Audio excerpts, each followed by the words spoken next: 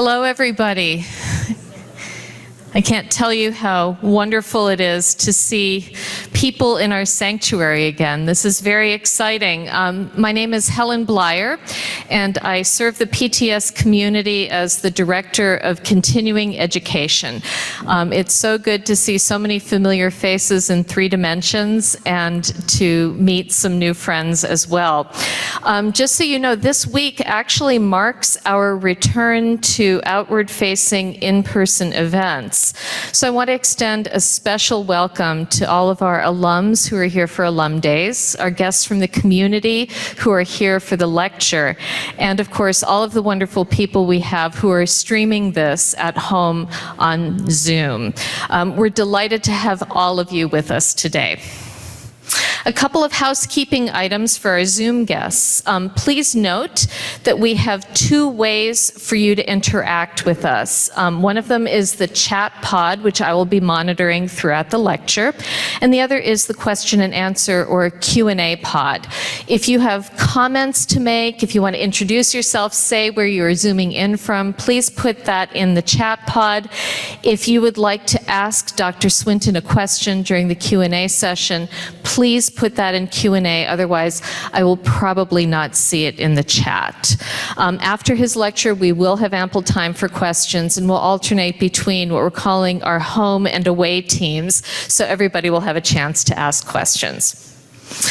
This particular lecture series is the Schaff Lecture Series, named for a church history professor, David Schaff, who served one of our antecedent seminaries for about 23 years, along with pastoring local churches.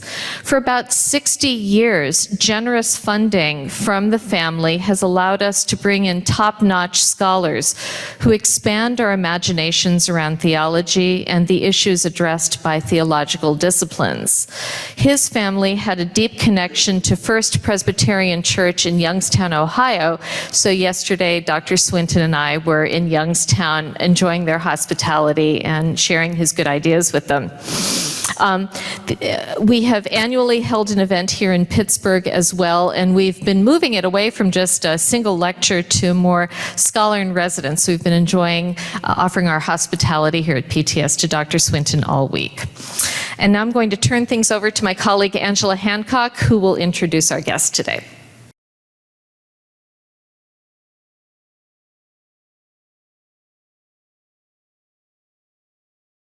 Someone once said that practical theology is neither practical nor theology.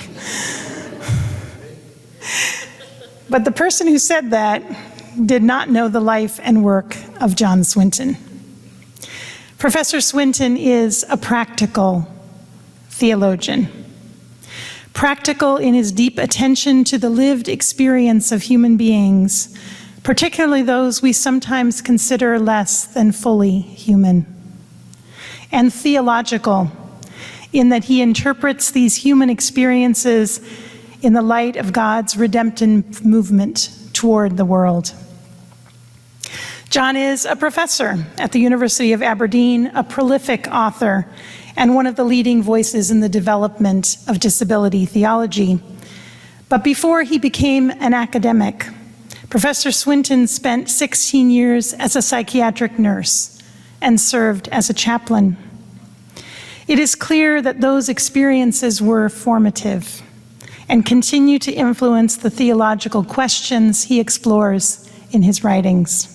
The topics are many: dementia, mental illness, the ethics of qualitative research, adoption, end-of-life care, preaching and disability, and many others.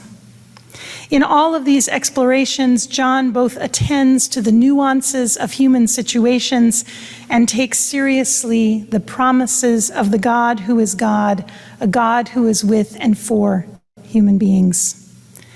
Professor Swinton is a practical theologian. Here at PTS, many of us first came to know John Swinton because of his 2007 book, Raging with Compassion: Pastoral Responses to the Problem of Evil.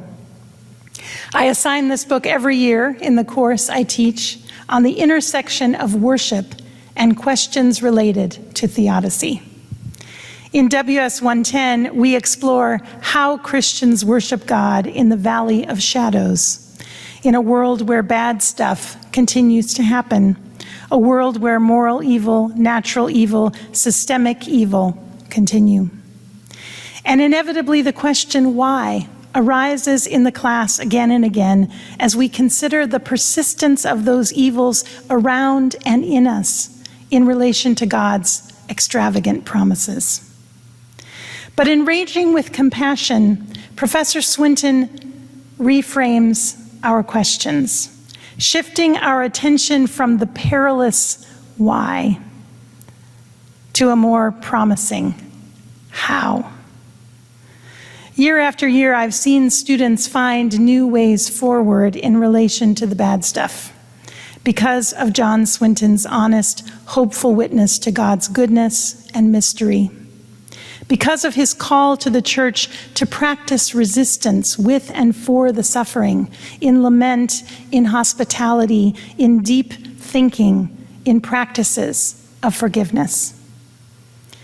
You've been a vital conversation partner in my classroom, Professor Swinton, and it is a joy to have you here with us in person this week.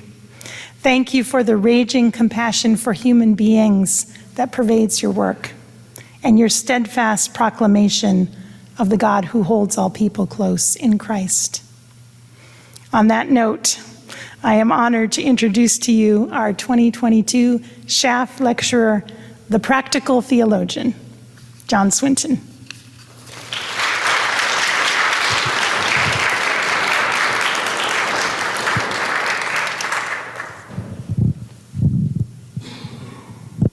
Thank you, Angela. That was a very generous introduction, so I appreciate that very much.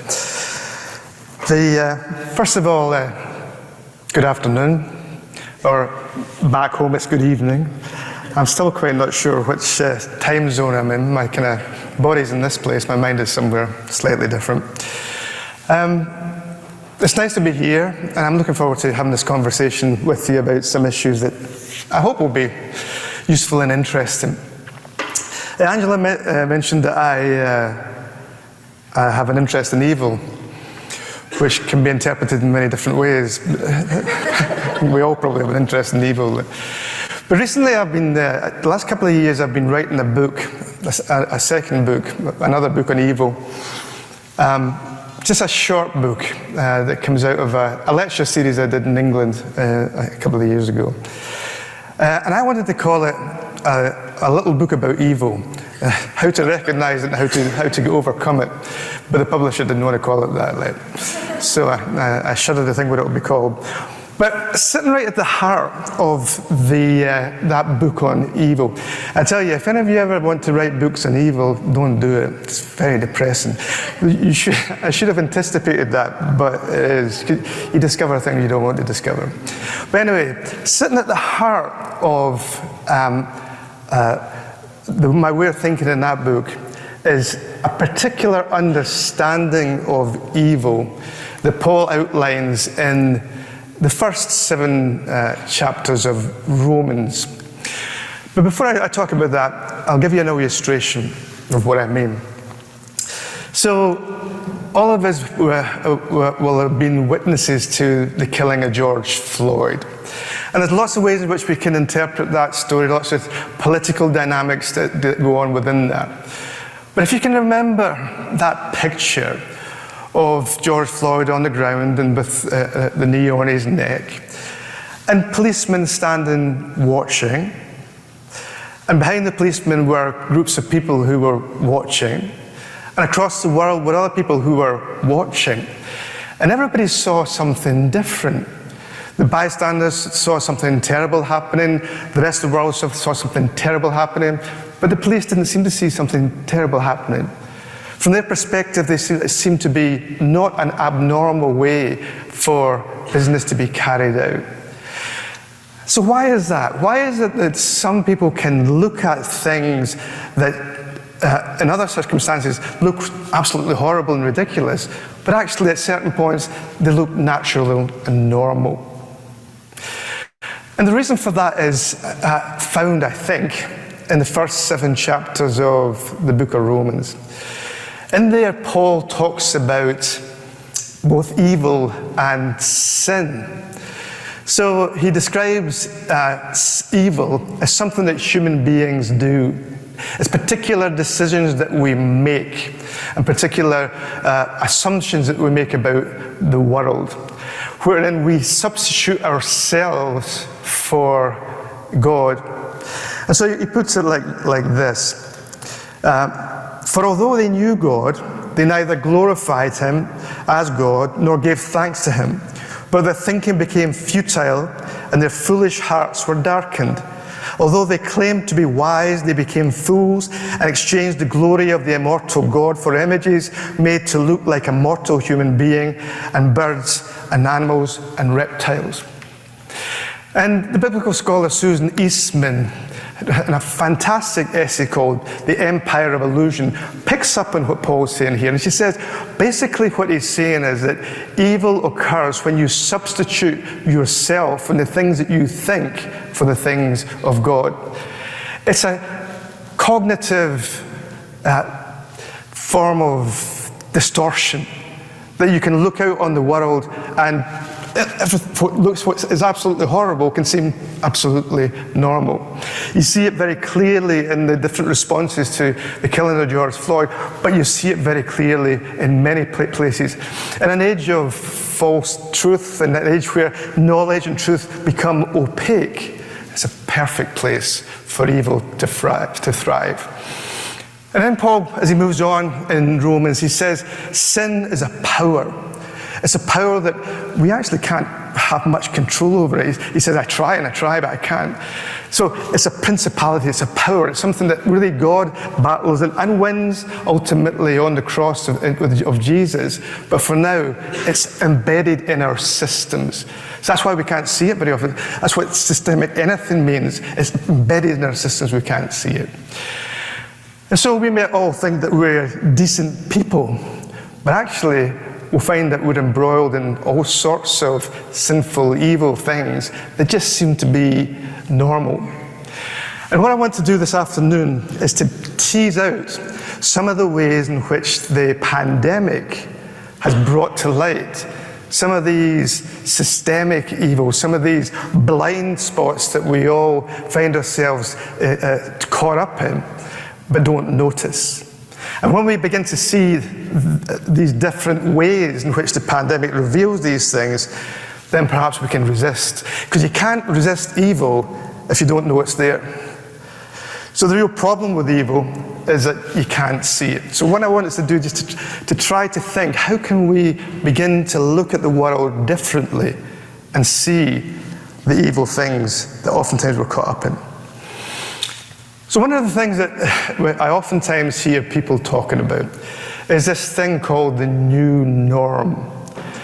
And I don't know what people expect from the new norm, because the way that they talk about it, it sounds remarkably like the old norm, but just with a little bit of a 2-year gap. And the question for me is, how good was the old norm? So John Pillinger, an Australian journalist, just when the pandemic began, he said this about this so-called new norm. He said, a pandemic has been declared, but not for the 24,600 who die every day from unnecessary starvation, and not for 3,000 children who die every day from preventable malaria, and not for the 10,000 people who die every day because they are denied publicly funded health care, and not for the hundreds of Venezuelans and Iranians who die every day because of America's blockade denies them life-saving medicines, and not for the hundreds of mostly children bombed or starved to death every day in Yemen in a war supplied and kept going profitably by America and Britain. Before you panic, he says, consider them. Then his point is, the old norm, when you look at it properly, was not a good space to be in. So I want us to think about what a theological new norm might look like. You know, the way that I frame it is, you know, if you think about the Passion of Jesus, Palm Sunday, everybody thinks things are fantastic. They're singing, they're dancing, God's in his heaven. Then comes the Passion and the crucifixion, and suddenly the whole thing explodes. Everybody's disoriented. The things that we thought were about the world is just not there anymore. And then came the resurrection. But the resurrection wasn't a movement back to Palm Sunday. It was something surprising, something new. So God took Jesus through that, gave us something new. I suggest we need to think about the same thing. So when we're thinking about the new norm, we're thinking about surprise, not just simply a continuation of where we've always been. So the passage that I want us to think about today is, or the idea, the concept, is love your neighbor. Because sitting at the heart of the gospel, sitting at the heart of our walk with Jesus, is the call to love God, to love neighbor, and to love self. These are all intricately interconnected. We love God, and as we love God, we love our neighbor, and as we love our neighbor, we love ourselves. And sometimes loving ourselves is either too easy to do or difficult to do. But I want to suggest to you that one thing that the pandemic has thrown up for us is that we don't love our neighbor. Even Christians, we don't love our neighbor, at least not in the way that we think we do and should do. So love your God with all your heart, with all your soul, with all your mind, and with all your strength. The second, as Jesus says, is love your neighbor as yourself. There's no commandment greater than this. So love your neighbor. Let's have a little think about that in the context of the pandemic. So one of the things that happened early on in the pandemic, I don't know if this happened in America, because I'm sure this kind of thing doesn't happen here. But in Europe, when I was in Australia at the time, the first thing that happened was everybody bought up all the toilet roll. Right, so you've got an airborne virus, everybody goes and buys the toilet roll. The logic in that kind of eludes me. But that's what people did. But then, after that, people started buying food. And eventually the supermarkets were getting more and more empty. And of course, who was buying the food? Rich people, people who were well off, strong people, young people. And so those who are marginalized and vulnerable really weren't taken into consideration. And indeed, a good friend of mine, who's a good Christian woman, she said to me, this pandemic thing is really worrying me, because I've started to think that I would do absolutely anything to make sure that my kids have got everything they need. And she says, that's not really me. And I was thinking to myself, no, it's probably exactly you, and it's probably exactly me, and it's probably exactly us. We'd probably do anything to look after ourselves. The question is, do we do anything to look after our neighbor? But let's think about toilet rolls. Right, so this is how it runs with toilet rolls, if I can get this thing to work this out. Anxiety, fear, and scarcity. So, as the new coronavirus began to spread across the Western Hemisphere, sales of toilet paper skyrocketed by up to 700% from February to March, prompting psychologists to argue about the reasons for the buying spree. And so psychologists ended up getting millions of pounds to look at why people use toilet roll in a pandemic. You have to wonder. Anyway, Theo Top at the Max Planck Institute for Evolutionary Anthropology in Leipzig, Germany, and his colleagues surveyed 996 people in 22 countries across America and Europe about how they purchased and stored toilet paper. Participants also ranked the threat of COVID-19 on a 10-point scale and took a test that rated them on several core personality traits. So those who placed COVID-19 high on the risk scale were the most likely to bulk buy toilet paper. So emotional people tended to worry more about the disease and thus tended to stockpile. People felt threatened by, I can't read. As the new coronavirus began to spread around the Western Hemisphere, sales of toilet paper. I just read that to you, didn't I? All right. I need to keep up with it. So,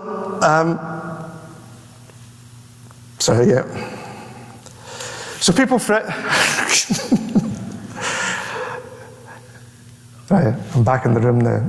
I've got a different slide here from there, so bear with me. Oh, tell you what it is. Now, okay, this is America, right? Now, I've just realized I've been sabotaged. When I press the forward button, it goes backwards, right?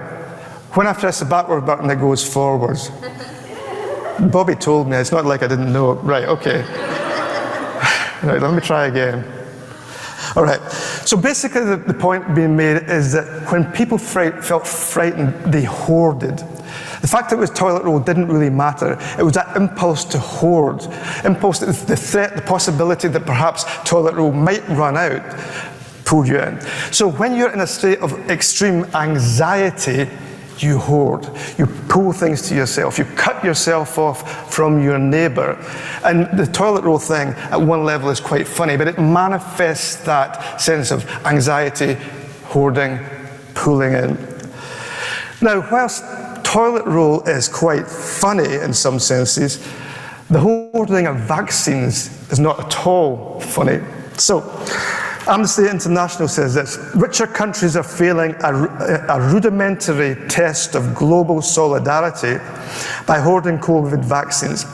Amnesty International said the pandemic has cast a harsh light on the world's inability to cooperate effectively and equitably, said Agnes Callamard, who was appointed Amnesty's Secretary General last month.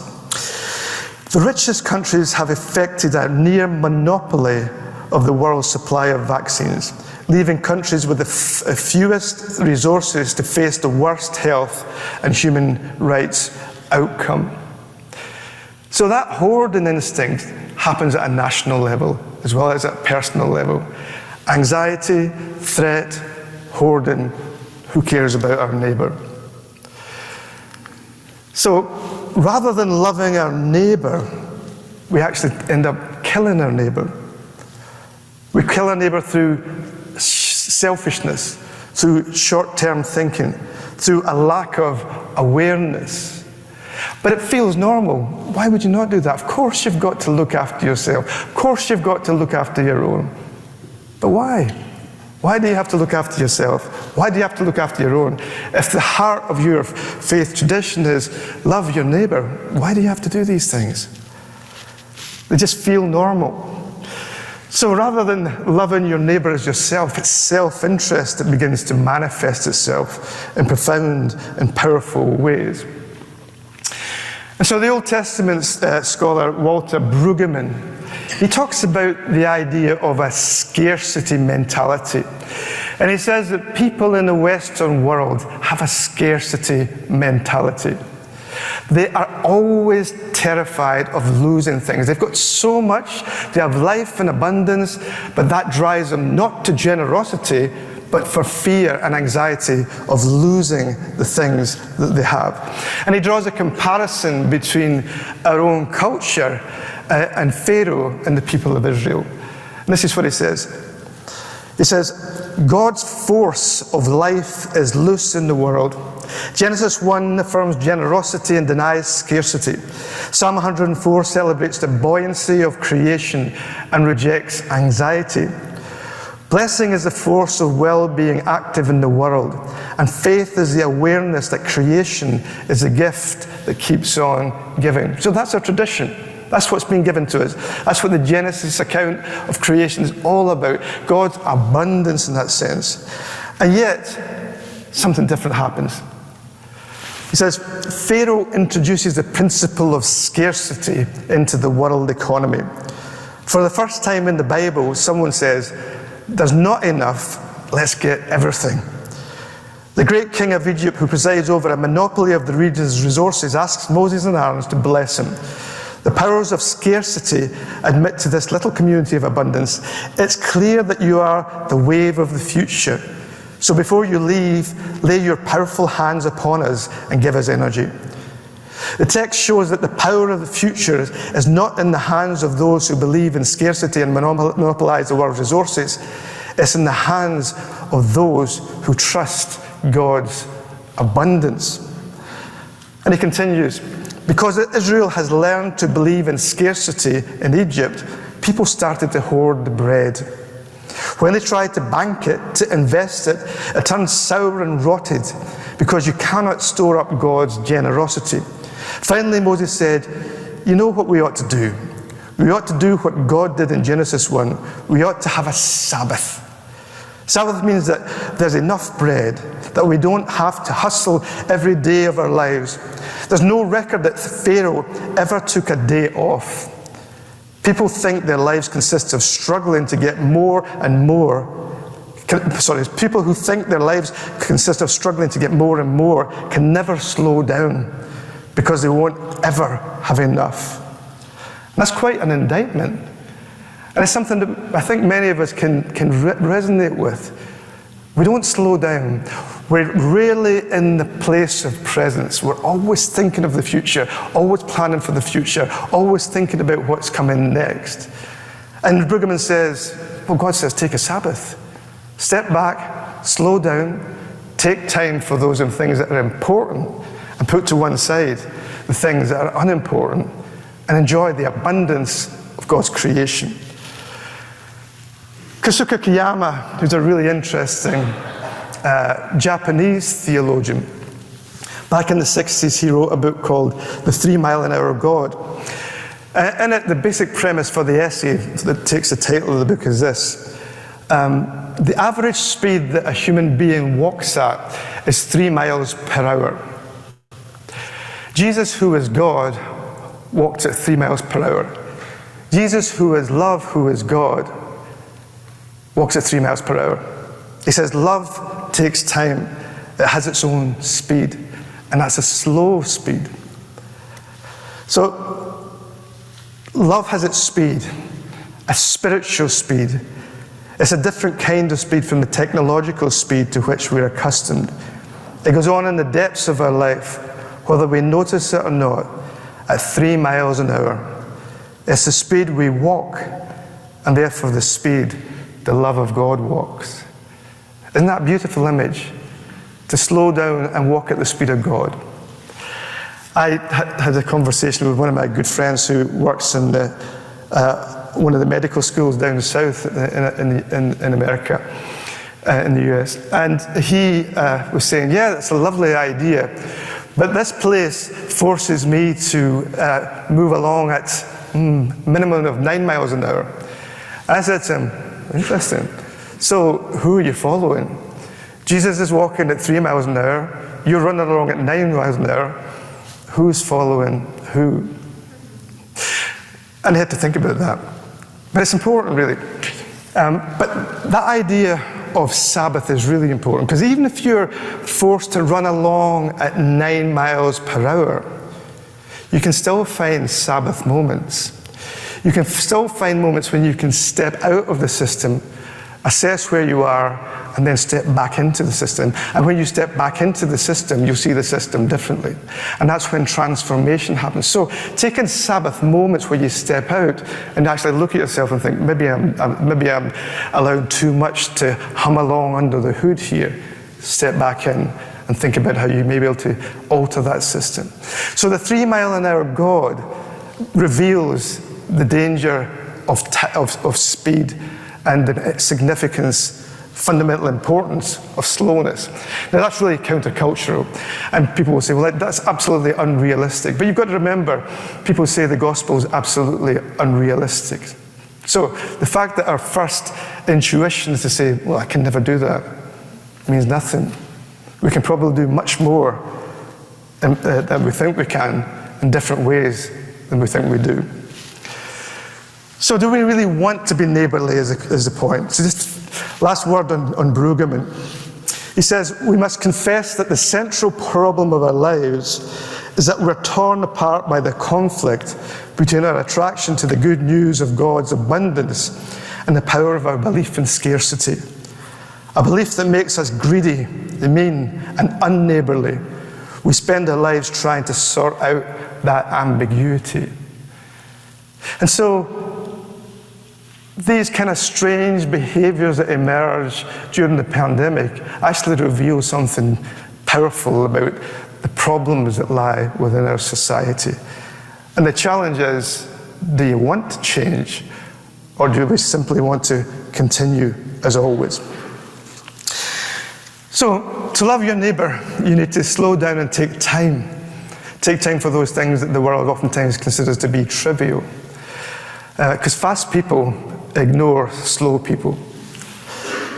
So sitting at the heart of loving your neighbour is the ability to be present with one another. And certainly early on in the pandemic, we were kind of present with one another. You know, we were all locked down. It was in the UK, it was like the spirit of the Blitz, where we were all together. And then every night at 6 o'clock, we'd all stand at our doors and clap for the National Health Service, which is obviously the health service that was in crisis at that moment in time. And there was a sense of being together. The second lockdown, not so much. The fifth lockdown, no, we were back to the old norm in so many different ways. But the issue of presence is really important. In order to love your neighbour, you need to be present with your neighbour. But presence is actually a really complicated thing. And I want to point something out about presence, and it's this. More and more, our culture is becoming a culture of absence. It's a social media thing. So if you can imagine 4 people sitting around a dinner table in a restaurant, all on their own phones, all physically present, but actually all somewhere completely else. There's a problem emerging in the midst of our society about presence. We check our phones every 12 minutes during waking hours, nothing personal. I've been monitoring Helen's phone use this week. For good reasons, as you'll find out. 7% of us saying that we never turn our phones off. Is there anybody here? No, I'm sure there's not anybody in this room that does that. 40% of us check our phones within 5 minutes of waking up. I never check my phone within 5 minutes of waking up. I check my iPad. This seems fair to me. Interestingly, in a recent study noted that those people who are distracted by emails and phone calls saw a 10-point fall in their IQ, which was twice that's found in studies on the impact of smoking marijuana. So it's safer to smoke marijuana than to use Google, but I wouldn't advise you to use either, to be honest with you. But it's an important point, because a lack of presence is rapidly becoming a cultural norm. Now, if you transfer that into relationships with our neighbours, particularly those who are vulnerable, things become complicated. We're used to not being with people, so we don't notice people. You know, I remember during the pandemic, I met people in my street when I used to go out for my 1 hour walk every day that I'd never seen before, because I was too busy. So I had other things to do. There's a whole raft of people, some of them very vulnerable in my area, that I never even saw. So the culture of absence is really, really important. But there's another interesting dimension to this as well, and that's to do with empathy. Because I have this theory, if I had a lot of money, if somebody gave me a lot of money, I would set up this study to look at young people's use of social media, and to see how it's impacting upon their empathy. Because the way in which we communicate, the way in which we kind of work out how to respond to other people, it's very complicated. But one of the processes, the neurological processes that we use, relates to your mirror neurons. So your mirror neurons is a group of neurons here that when you look at somebody else and see their facial expression, you'll mirror it. So if I look at Helen, and she's, I'm not calling you Helen, if I look at you, if I look at you and you smile at me, chances I'll smile at you because you'll stimulate my mirror neurons, and so therefore I'll mirror what you are. And same with sadness, same with all these things. But because people are on their social media all the time, they don't get any response. So you can be really unpleasant to somebody. You're not going to get any response back. So your mirror neurons are not stimulated. So therefore, you're not really overly troubled. You may be happy, but it's a different kind of happiness. And so over time, probably people will have less and less mirror neurons, and therefore less and less empathy. Now, it's a hypothesis. So if there's any neurologists there, don't give me a hard time for it. But you can see how it could work, because that's the way the brain works. If you don't use it, you lose it. And it's why not with mirror neurons. You lose your mirror neurons, you lose your empathy. We have a very different sense of absence and presence. So, tied in with this presence that you need in order to love your neighbor is trust. And this takes us back again to the pandemic and the way in which we kind of have lost our sense of trust. I'm going to move past that slide. Early on in the pandemic, our government, your government may have been the same, used the language of social distancing to try to encourage us to keep away from our family, from our friends, and from people who may be infectious. Later on, the Scottish government at least, changed that language from social distancing to physical distancing. Now, I don't know what their motivation was, but it struck me as a really interesting and probably telling shift of language. Because social distancing is an emotional, relational term that says you've got to keep away from everybody, don't relate to other people, don't go into the places where your relationships can become dangerous to your physical health.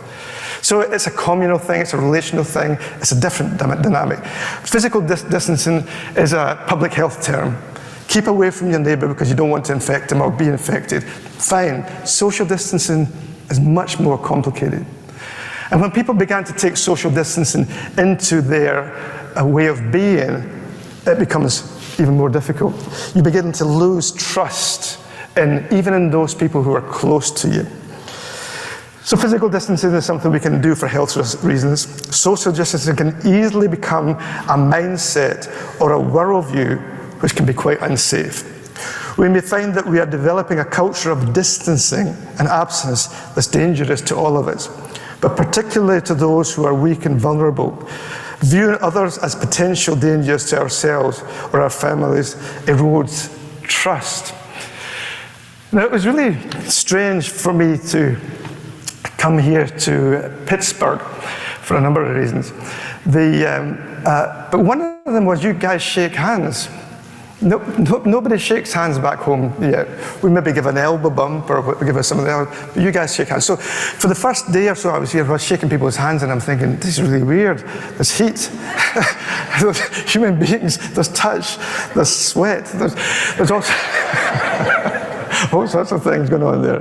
And I realized that I've been programmed to be suspicious of my neighbor. I've been programmed to think my neighbor in terms of the virus rather than in terms of whatever it is. And so when I'm shaking hands, it's not a gesture of just friendship and really, none of you are going to shake my hand after this, are you? Because you think I'm going to be suspicious of you, which I am.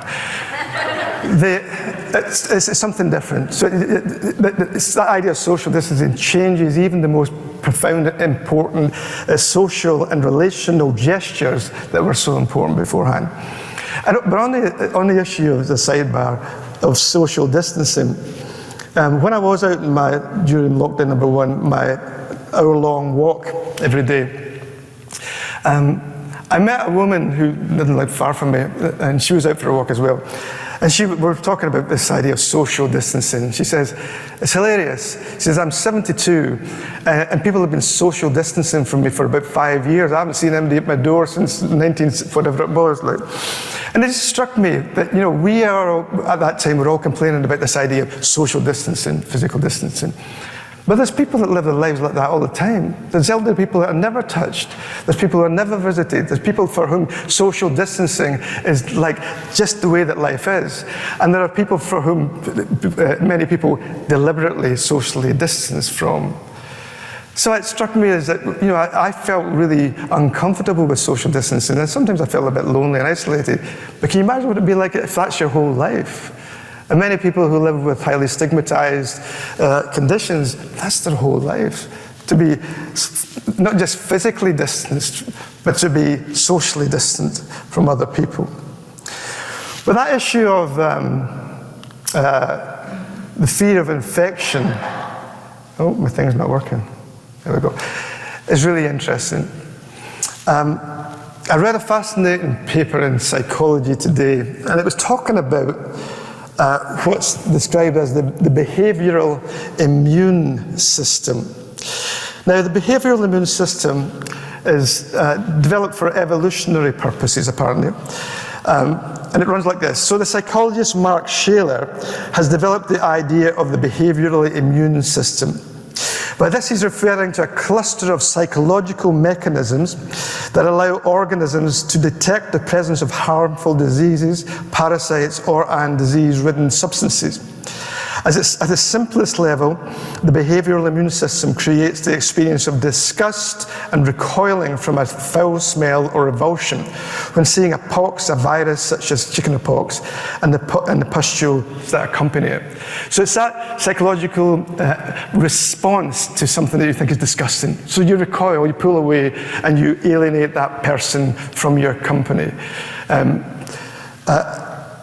he says, the problem with the behavioral immune system is it can become overly stimulated, or it's stimulated very easily by things that are not necessarily particularly dangerous. So he gives the example of a study that was done quite recently on the relationship between ugliness and disgust, and the way in which people respond to particular facial features in ways which throw interesting light on the behavioral immune system. So it goes like this. In both online profile and face-to-face meetings, Natsuma Sawadi at the McGill University in Canada has found that we form worse first impressions of other people if we feel vulnerable to infection. Further research has shown that conventionally less attractive people are judged especially harshly, perhaps because we mistake their homely features for a sign of ill health. And so even a face or a shape that doesn't fit with our own understanding of what beauty might be can stimulate this behavioral immune system and alienate certain groups of people. And that throws some really interesting light on some of the behaviors that we've seen during the pandemic. In particular, the ways in which people have responded to people from China, for example. So in Europe, and I imagine exactly here, there's been horrendous xenophobic attacks on people who come from China. Now, that in itself is bad enough, but you have to wonder how and why does that happen? And one reason that happens is because of the language that people use.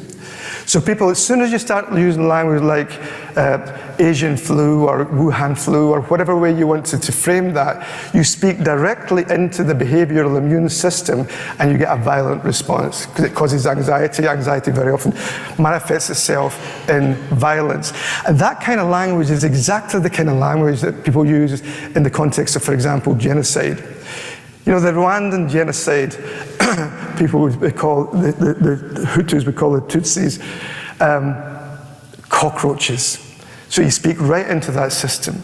You get the same thing in Nazi language. You get the same, anywhere there's an atrocity, you can always be guaranteed there's some kind of analogy made to some kind of virus or some kind of infection, which stimulates this system, and then all horrible things begin to happen. So we see it very much in response to people from China, but that's not the only space that we see that. One of the hidden side effects of COVID-19, Joshua Rotman says, is an increase in racism. He says, he was talking here about the behavioral immune system. All of this evidence suggests that heightened anxiety about the novel coronavirus may be contributing to heightened manifestations of bias, especially given that people of colour have been disproportionately struck by COVID-19. It seems possible that prejudice and discrimination have been compounded during recent weeks due to, in part, to a chronic upregulation of the behavioural immune systems. Clearly, there are many factors that have contributed to the unspeakably tragic killings of George Floyd, Breonna Taylor, and numerous others. Racial prejudice and police brutality have long predated the appearance of COVID-19, of course, but it's possible that the coronavirus has fueled them further. And what you see here is a really interesting conflation of medicine, medical explanation, and politics. Because the reason that people of color are more prone to the virus is to do with poverty, is to do with genetics, do a whole range of things. So there's a medical and a social explanation there. But at the same time, if you're not careful, that very quickly drifts into the political arena, and you assume that this group of people are even more dangerous than normal, even more infectious than other people of other races, even more to be avoided or to be dealt with in particular ways. So racism it can very easily be an unnoticed side effect, or an increase in racism can be an unnoticed side effect of the virus. So fear of infection easily leads to implicit and explicit racism. But that's not all. Fear of infection also can very easily slip into toxic politics. Evolutionary biologists have observed a cross-cultural and historical correlation between the prevalence of infectious disease and authoritarian politics. The theory posits that pathogen stress leads to a more aggressive behavioral immune response, making societies less open, less tolerant, and ready to sacrifice liberties for collective protection. And you can see that very clearly in a number of spaces, that that's exactly what has happened. We become less tolerant, we become ready to sacrifice our liberties for collective protection. So it's not a coincidence that there was a rise in right-wing politics throughout Europe following the financial crash of 2007, anxiety. It's not a coincidence that the stimulation of anxiety has been a significant tool in the world politics historically and in contemporality. Anxiety. It's not a coincidence that the more anxious people become, the more they turn to arms, both personally and as nations. And anxiety sits at the heart of many of the kind of tragic, violent acts that we see within our societies. And it's not a coincidence that increased secularization within Europe and beyond has created a vacuum that's in danger of being filled by forces that we should be very concerned about. So what you've seen is that the virus has stimulated this anxiety. We've made certain political moves, and now the question is, well, what do we do with all of that? So the new norm seems to be a hyper-anxious state within which people grasp and hold on to things at other points in time and under different circumstances they might not consider doing. So, what do we do? Well, we need deliverance.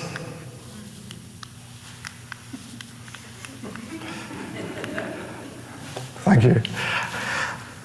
We need to be delivered from this. There's something wrong here about the way that we're looking at the world. It's not just the issue of generosity and abundance, but it is that. It's not just the issue of anxiety, but it is that. It's to do with the very fabric of society and the way that we think about it, the way that we see things, and the assumptions that we make about normality. Because it seems to me pretty clear that when we kind of push the veil to one side, that which we consider to be normal is far from normal. And if we just push into the new norm thinking that that is what normal looks like, then we're going to be in even more difficult times than we already are. So, first place to begin, I'm going to have to, if Bobby, if you're up there, you're going to have to help me. Thank you. Paul says, do not conform to the pattern of this world, but be transformed by the renewing of your mind. Then you'll be able to test and approve that God's will is test and approve what God's will is, his good will, pleasing and perfect. What Paul's saying there, amongst other things, is you need to take the gospel. You need to allow it to create a new imagination in you. And you allow that new imagination to push away the veil so that you can see things as they are. And with that renewed mind, begin to practice differently. To have a different way of thinking about your imagination. So what we need really is a post-COVID imagination. So the arrival of the virus allows us the opportunity to use the scriptures, theology, and church practice to help develop a faithful post-COVID imagination that can provide us with a way of prophetically reimagining the world in the light of the pandemic, and in so doing, begin to see through these dangerous illusions. We need a new imagination. Now, I don't know if you've ever thought about imagination, but imagination is a fundamentally important aspect of the way that we make sense of the world. So, for example, I find it very difficult to cross the road in America because my imagination tells me that traffic's coming from one direction and real life tells me traffic's coming from another direction. So I'm constantly stepping in front of trucks and cars and motorbikes and things like that. That's because I've been programmed. I need to have my imagination renewed too, so that I can be driving on the wrong side of the road. So the thing about imagination is it tells you the way that the world is.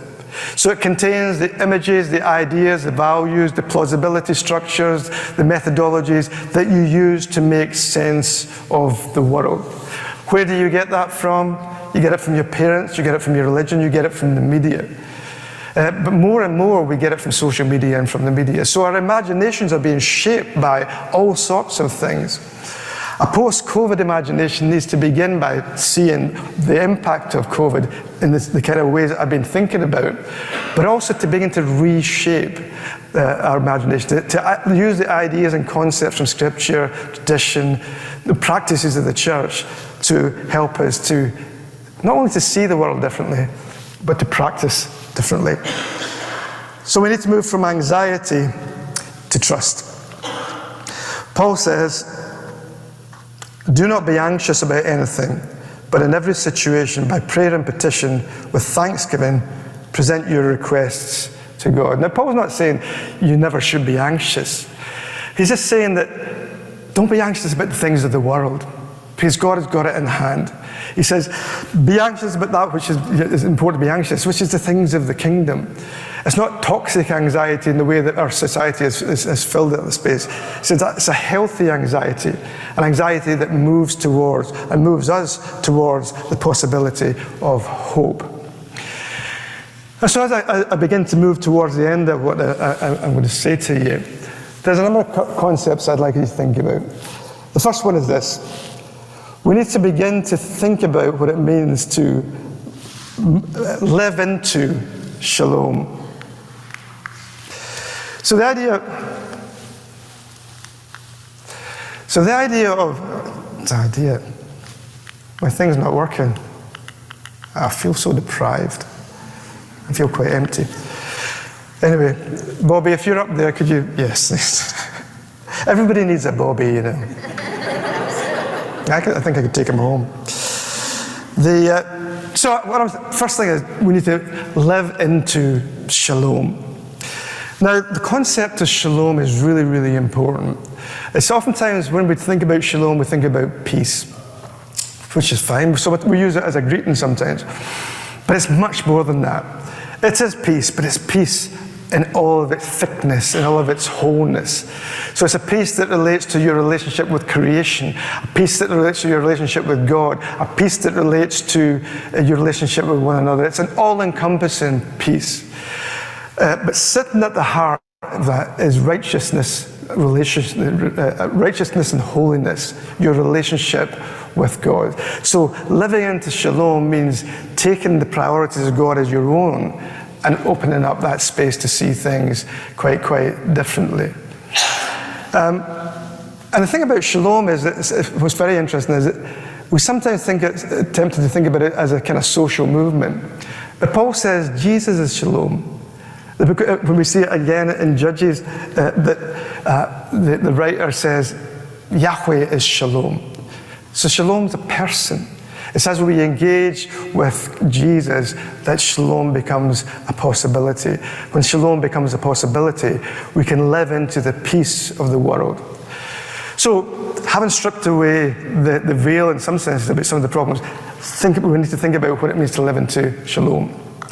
So loving our neighbour helps us to notice and reclaim what I want us to just have a think about, the idea of relational consciousness. One of my good colleagues at Aberdeen, who sadly died a few years ago, was a zoologist by the name of David Hay. And he had this hypothesis, this theory, that human beings were hardwired for spiritual experience. There was something deep within us that was there. He argues for evolutionary purposes, but for whatever reason, that was there to enable us to connect. Now, he had a particular understanding of evolution. He said, people have eyes because there's something to see. People have ears because there's something to hear.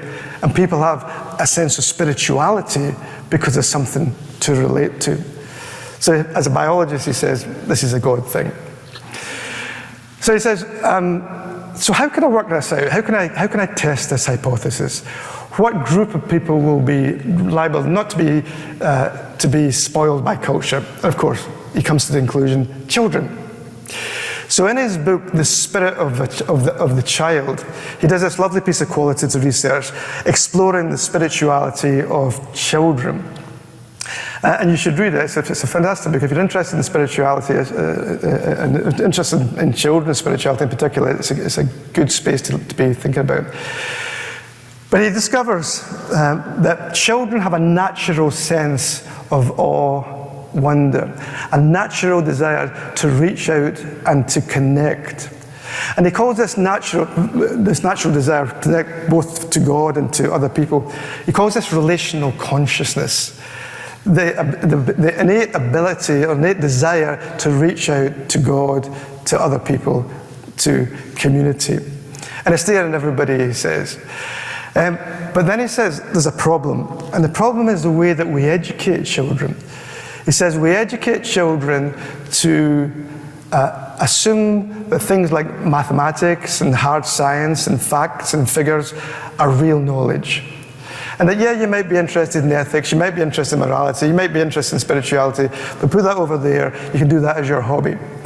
And so we de-spiritualize children by the way that we educate them, by cutting off this vital dimension of the way in which we are as human beings. And he says one of the reasons why many youngsters have problems in their teens is because they have this innate desire to relate, and they're told that a discrete individual who, you maybe you may be involved in the community, but you don't have to. And so they have this tension in there.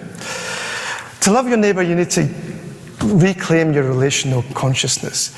Reclaim that aspect of you that really does love you, reach out for your neighbour, really does love your neighbour. To go back to our natural state. Because David, one of the things he says is the kind of individualism that we have in Europe and the United States that's come from the Enlightenment is unnatural.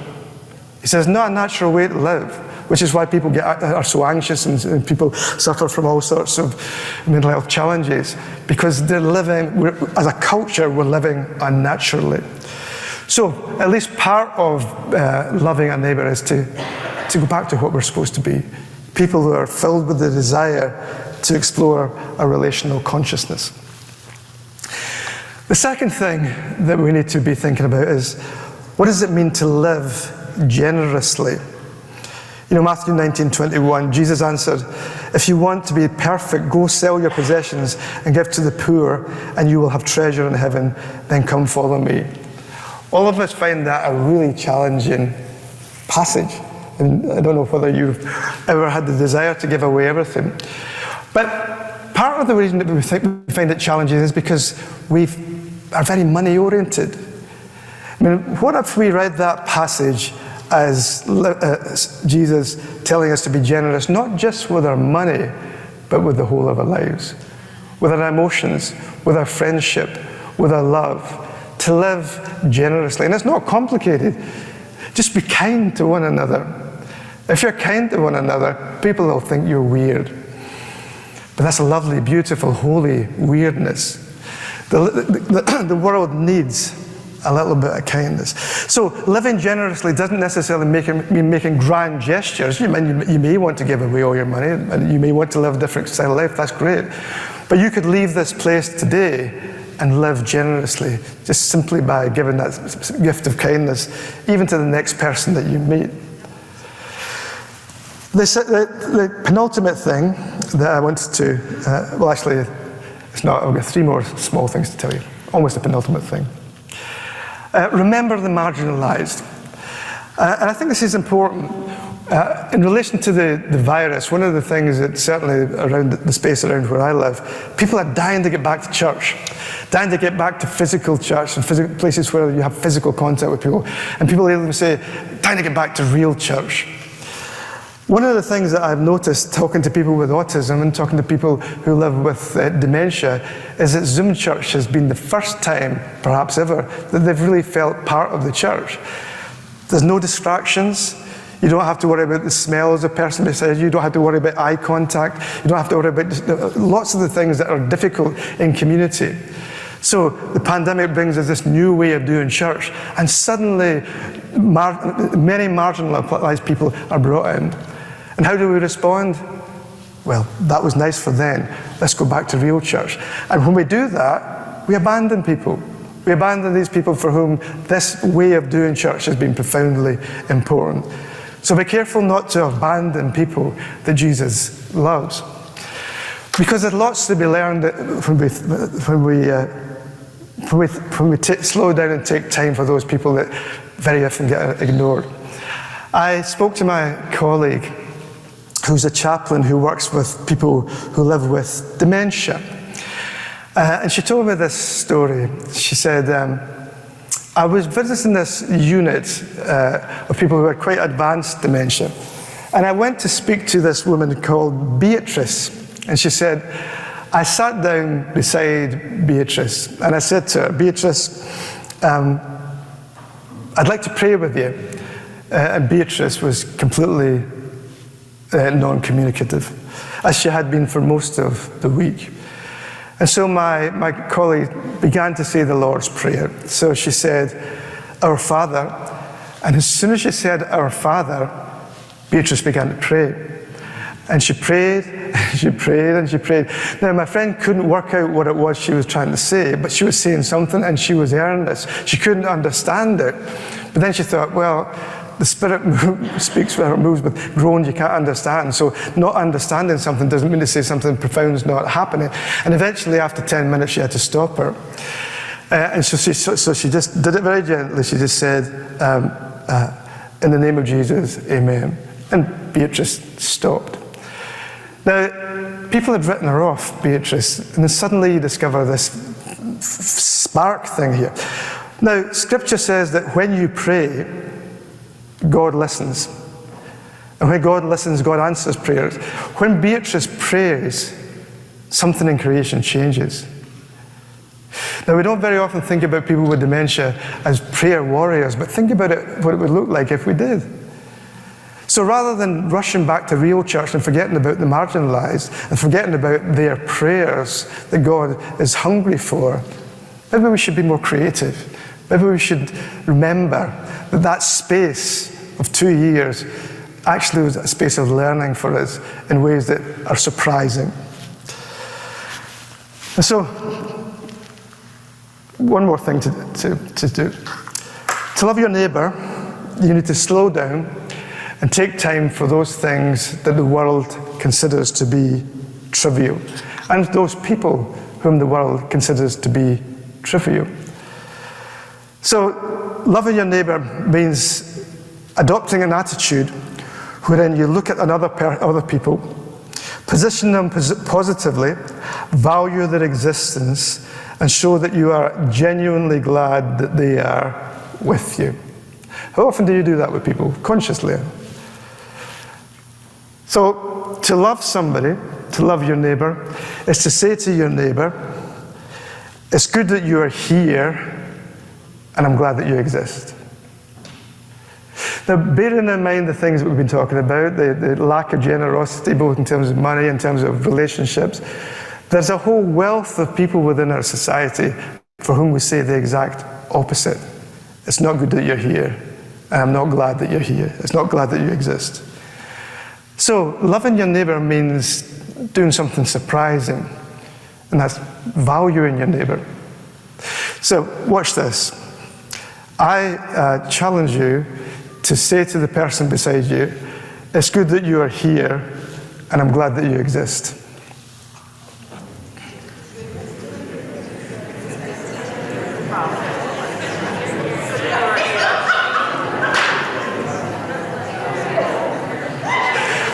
Okay, so could you stop loving each other for a second?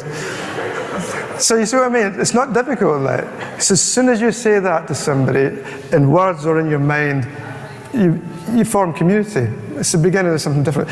And let me just point out that none of you said it to me, but that's it. Right? So you created a marginalized person in your attempt to love one another. So let that be a lesson to you. It's too late. But you see what I'm saying?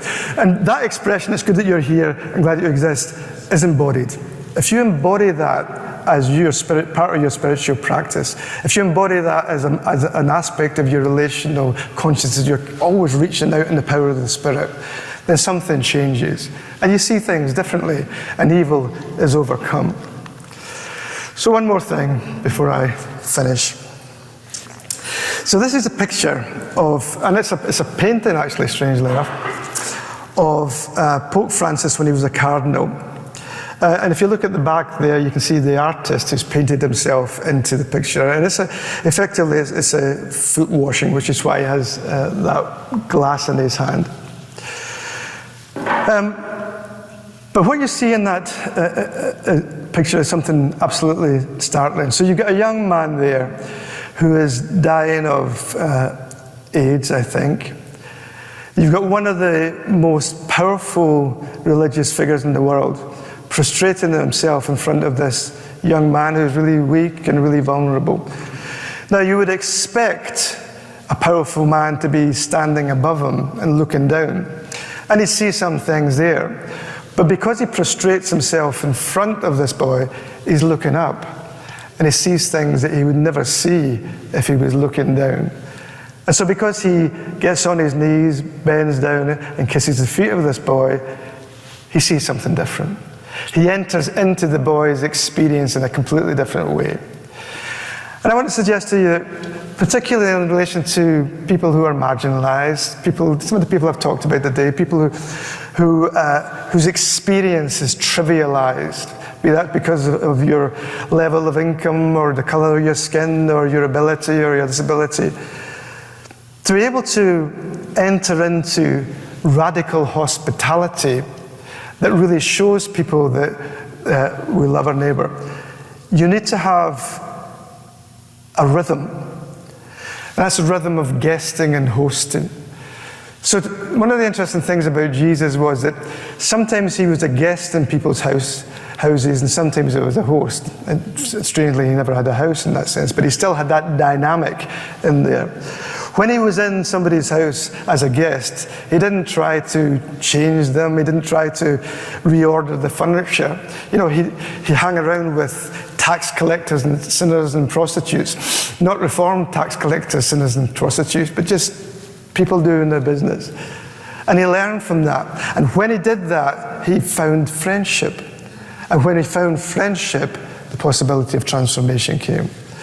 So he was a guest, but sometimes he would host people. He'd bring people in and tell them things and tell them what to do and tell them what not to do and so on.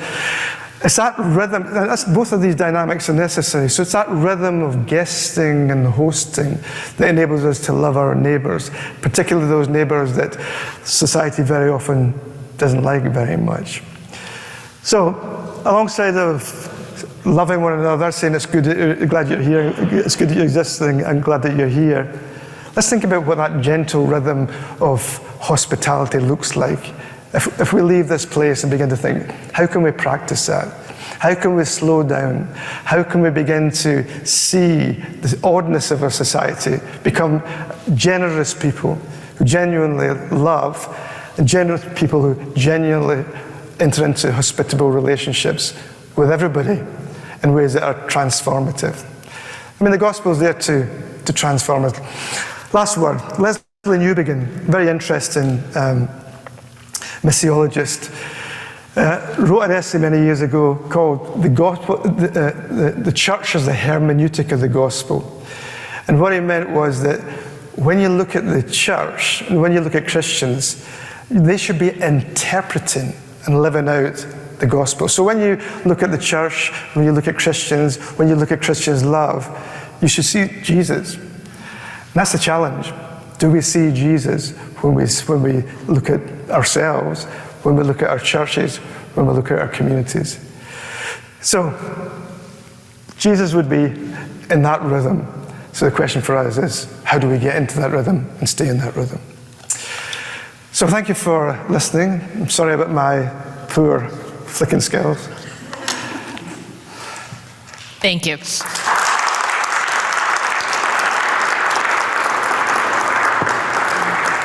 Friends, we have questions from people online. I will start with a question as Simeon fires up the other microphone and takes a question from the floor, and we'll alternate back and forth. So I'll start online, Simeon, while you scan the audience for an in-person question. So one of our guests is asking about theological anxiety, which gets articulated in the ways that we gather or don't in faith communities, all of those insider-outsider dynamics. He says they don't begin with creedal confessions, of course, but long-term, quote, social distancing, as you use the term, remains the threat of intervention. Things like anathemas and schisms and so on. He says, how might the theological immune system be prone to similar infiltrations of an imagination of scarcity? I'm going to steal that from whoever it was. Christopher? He's going to steal it. Thank you for the gift. I would go back. I think the church can be distinctly theologically inhospitable. I think that the way in which we engage in certain theological conversations is just unhelpful. The way I would frame it is, and I think it comes back to hospitality, is one of the problems with, for example, some forms of interreligious dialogue is that in order to have the conversation, the dialogue, you need to cut off the sharp edges of your own tradition, right? So I'll speak to somebody who's a Buddhist or a Muslim, but I won't talk about the cross. But we'll find a central place where we can all talk about things. And oftentimes people talk about shalom as if shalom is neutral, but it's obviously not neutral. But nobody gets anywhere with that. The only way that you can be hospitable is if it's possible for you as a Christian, for you as a Muslim, for you as a Jew, to have that conversation with integrity as what you are. And then we can perhaps become friends and we can learn from one another. I think the same thing applies to theology. It's only when you as a Barthian, you as a Calvinist, you as a Wesleyan can sit down and not really stop scoring points and just listen to what's going on there, that you can begin to find the possibility of theological friendships, which I think is the perfect way to immunize yourself against the kind of viral infections that Christopher is pushing us towards. So hospitality, I think we need to take something, take a leaf out of Jesus' book on that. Perhaps not the way that he was with the Pharisees, but you know what I mean. I think that it's possible for us to have that kind of conversation if we want to have it, but I don't know whether we want to have it. Thank you. Questions from the floor? We've got one up here. For everyone who's glad that Professor Swinton was here, say amen. Thank you. Do you have a question, Bob? I feel loved. So you want to bring the microphone over? Oh, that was it? Question. It was just a big amen? Awesome. That was okay. Cynthia has a question over here. Important. Thank you. And you got some amens online too, so you know. Thank you. I found myself wondering if you would publish what you shared with us today. And now I'm using my imagination and wondering how it could be an interfaith publication in which others could contribute their stories that would be be similar to yours in being an attempt to talk about the human community we need to, in which we love all neighbors. That would be an interesting conversation. Mm-hmm. Yeah. I'll contemplate on that. But I take your point. Yeah, it'd be a very interesting conversation. I don't know whether I would have space in life to do it just now, but I like the idea. Then float it and let somebody else pick it up. Well. The next question is actually quite related to that. We have a question here that says, how might the local church envision discipling its members into this new imagination and shalom? Well, one thing that it needs to do is listen to the multitude of voices that make up the body of Christ. One of the things that I'm interested in is as you know, is the theology of disability, which has all to do with bringing the voices of people who haven't been allowed to participate in the theological conversation into the conversation and see what that sounds like, see what that feels like. And so I think that you can do that. And one way, and I can't remember, I think I spoke to your class online about this. One way in which you can open up that space of listening to the varied voices is through the process of preaching. So one church I went to recently in Vancouver, they have a preaching team. And what they do is, before anybody presents a sermon, they have to preach it to the preaching team, and then the preaching team gives feedback on their what they think about it and put us out. And what they're looking to do just now is to incorporate into that discernment team someone who has a mental health challenge and somebody who has a disability, so that you're reflecting something of the broader liturgical life of the church, and so that when people are preaching, they're taking into consideration ideas and concepts and ways of being that just aren't available under normal circumstances. So I think when you do that, then you expand the imagination of the congregation through preaching, because preaching is a really formative thing. For many people, that's the main place of teaching that they get in a week, and it's also oftentimes the main source of pastoral care they get in a week. So to be able to get that as a space that helps us to understand diversity is a beginning point for that broader imaginative movement. Question from the floor? Dr. Swinton, you spoke about how fear of infection shifts us into toxic politics. I was writing pretty fast, but I think you said we become less tolerant, more ready to sacrifice the vulnerable for our collective protection.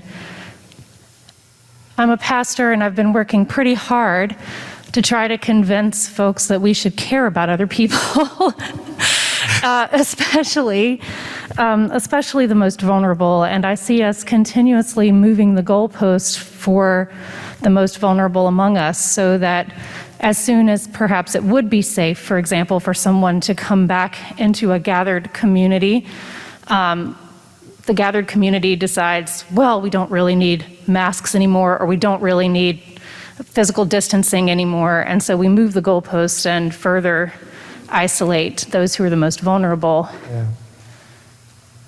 How can we reconcile that practice, or how can we change that practice in light of our identity as Christians, in which we're commanded to care for the orphan and the widow and care for the stranger, because we ourselves were once strangers?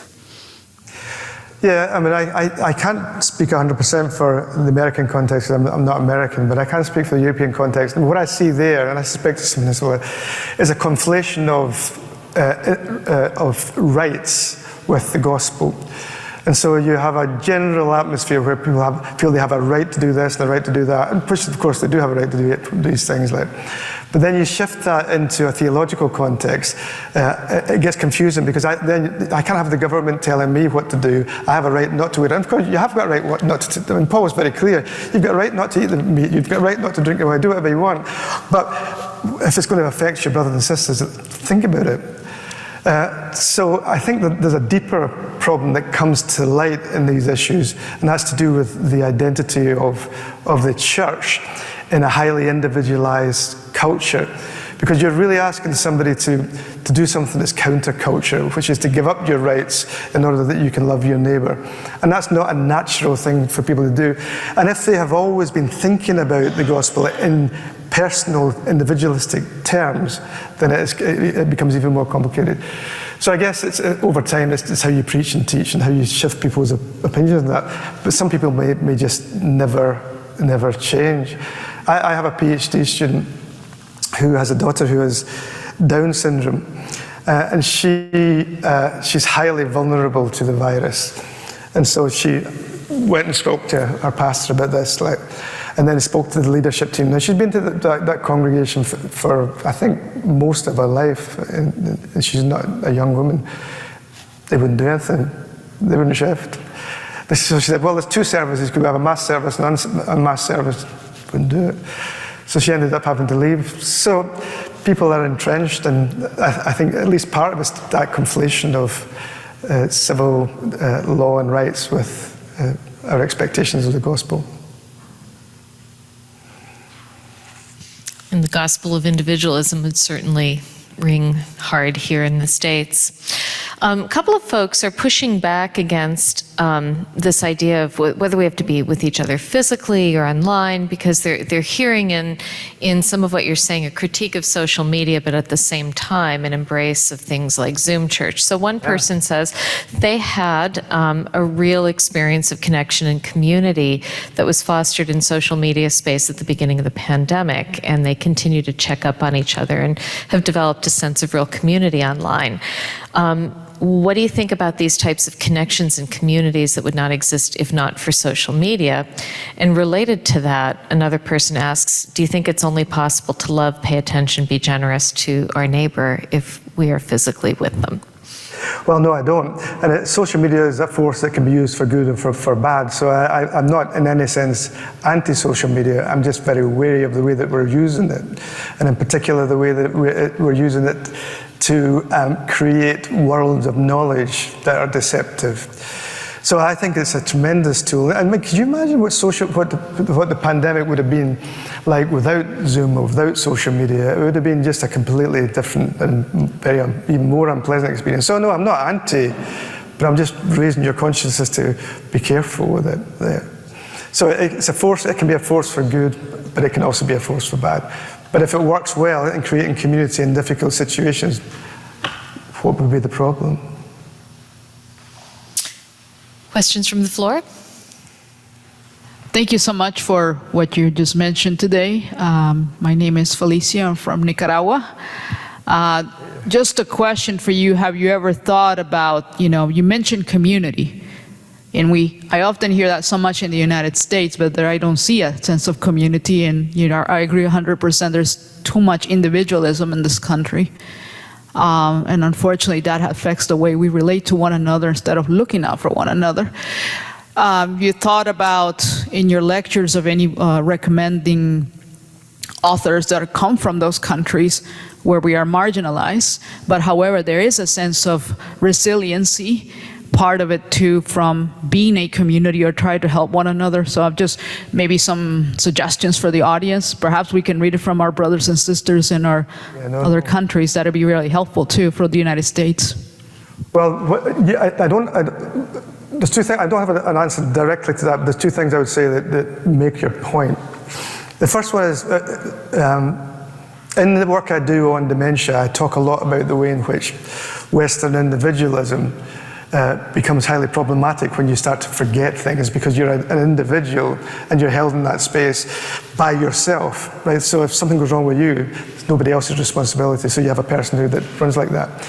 And I was talking at an online conference with some folks in Malaysia, and they enjoyed the talk, thankfully. But she said, one of the respondents then said, "You're absolutely right. In a Western context, that's the case, but it's not in a Malaysian context, because that's not how we work out our personhood. We work out our personhood in conversation with community, and there's never a time when you could lose your personhood. It's just a completely different way of thinking about it. And I think that's really important, because we are, in a lot of these conversations, we're very much culture bound. Except the problem is that Eurocentric people don't think they have a culture. So we kind of just think, well, this is the way things are.